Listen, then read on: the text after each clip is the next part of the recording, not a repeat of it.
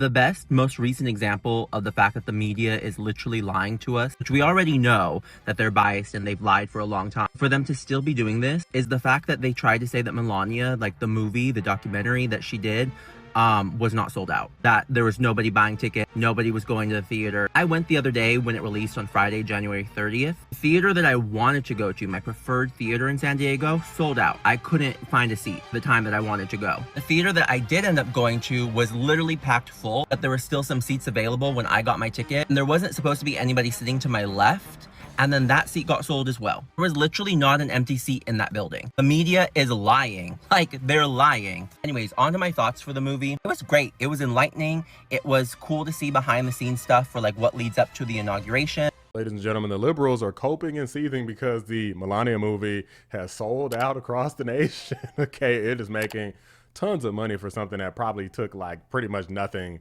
to produce. I mean, just random camera footage all slapped together and edited to perfection in order to make a documentary here. The folks at CNN do not appear to be happy about this. By the way, guys, there's a new feature on YouTube where you can hype videos. So be sure to like the video, hype the video. It helps out a lot. Appreciate you. This documentary is a big success. We're going to get official numbers from Amazon later this morning, but already, according to the projections that are circulating in the film industry, this is the #1 documentary in terms of box office ticket sales in about a decade. This documentary is another example of the red-blue divide. We've seen ticket sales be a whole heck of a lot stronger in Republican stronghold areas than we have in big blue cities, and that was to be expected. And not just them, this movie is being totally review bombed to hell. Let's take a quick peek at Rotten Tomatoes. 10% from critics. 10%.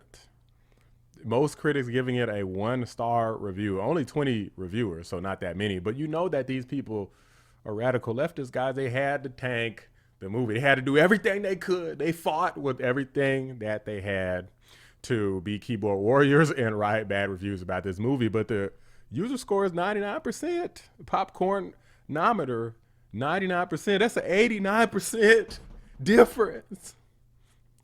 You really think that the movie was that bad versus that good? I don't know if the movie is the most incredible thing ever, but 10%, I highly doubt that. 10% is that's like the movie was like totally unwatchable. Like they didn't even edit it properly. The sound design was bad.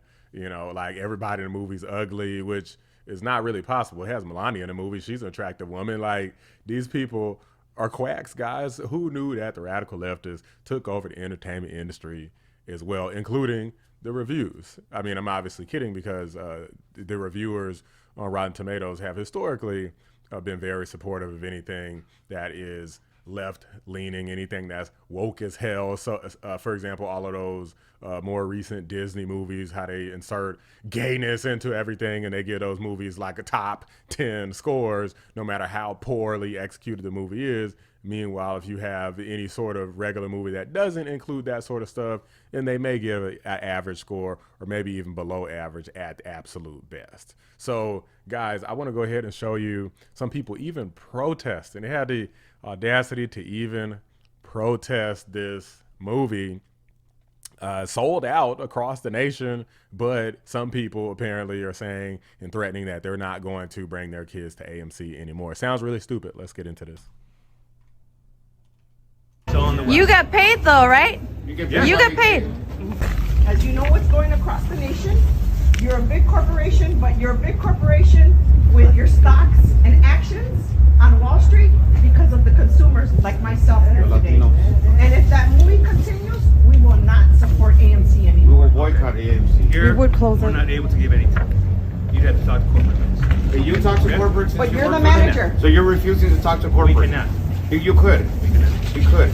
Because you're in contact with corporate. No, that will handle by them. Can I buy tickets? Yes, you can. I don't want tickets. I mean, guys, let's keep it a buck. Did it seem like the type of people that you want to come in an AMC theater anyway? These freaking radicals out here protesting a local AMC theater, talking to some manager who they know don't have nothing to do with anything related to AMC. But I also like the fact that he's like, oh yeah, sure, you can buy tickets right this way.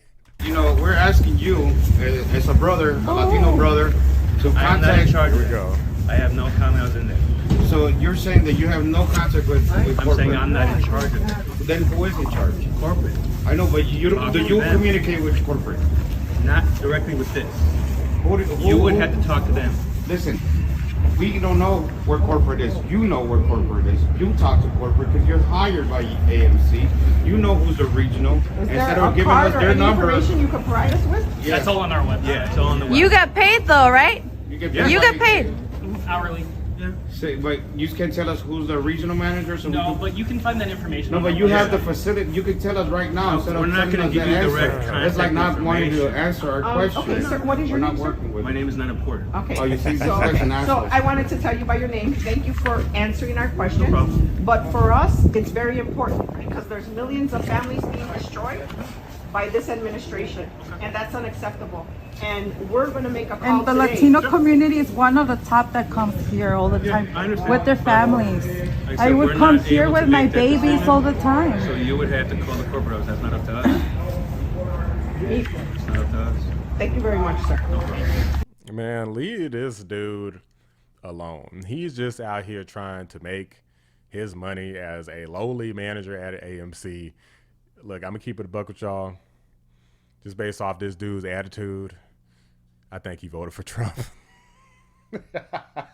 This dude said he don't want illegals in his theater. He said deport them all now. He didn't say nothing about I support you guys, I rock with you. He didn't say none of that. He didn't get political at all. He just said, look, we can't talk about it. I ain't got nothing to say. Don't got nothing to do with me.